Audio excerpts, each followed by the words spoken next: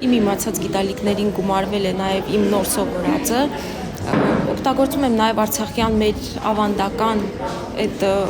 բաղադրատոմսերը, մի քիչ էլ արդեն նորարարություն եմ մտցնում։ Անահիտը 2020 թվականին Ղարաբաղից տեղահանվել եւ բնակություն էր հաստատել Վանաձորում։ Արփի հասարակական կազմակերպության եւ Ազնավուր հիմնադրամի կանանց տնտեսական զորակցման ծրագրով մասնակցել է խոհարարության դասընթացի, ստացել սարքավորումներ եւ հիմնել կիսապատրաստուկների արտադրություն։ Ծրագրով բիզնես աջակցություն է ստացել 20 կին, որոնց ամուսինները զոհվել էին 44-օրյա պատերազմում։ Տվյալ ծրագիրը մշակելիս եւ քննարկելիս Ազնավուր հիմնադրամի հիմնական նպատակն էր ոչ թե տրամադրել միանվագ աջակցություն բարելավելու ծանր կենցաղային կամ տնտեսական պայմանները, այլ շահառուներին զինելու գործիքակազմով, որ իրենք կարողանան օգտագործել երկարաժամկետ,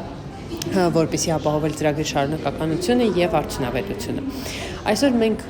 ամփոփում ենք նախագիծը եւ կարող եմ փաստել, որ ունենք 20 հաջող կինձեռներեցի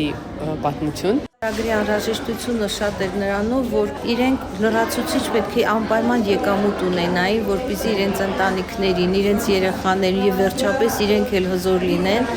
Մենք շատ ունենք շահառուներ, ովքեր մասնագիտություն չունեին մինչև հիմա եւ իրար ողջևորելով եւ մասնագիտություն ունեցան եւ որակյալ սարքավորումներ ունեցան։ Ամենակարևորը, որ բոլորը շփտում են։ Վանաձորում հաստատվելուց հետո Աննան ձեռք է բերել նոր մասնագիտություն։ Ծրագրով մասնակցել է մատնահարդարման դասընթացի, ստացել սարքավորումներն ու անցել գործի։ Արդեն նաև մշտական հաճախորդներ ունի։ Ինձ տվել ամեն ինչ, աշխատանք, քանի որ աշխատում եմ, գումար եմ աշխատում, ու սա իրանց շնորհիվ է, ես համարյա բան չեմ հիմնականում իմ համար առը, սա իրանք են ինձ տվել, ես շատ շնորհակալ եմ։ Ամեն ինչ տվել է, որ ես կարողանում եմ իմ երեխայի համար մի բան առնեմ, դա ինձ համար մի մեծ բան է։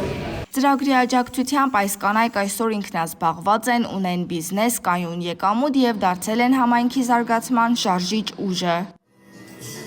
Սերինե Սերոբյան, լուրերի համար։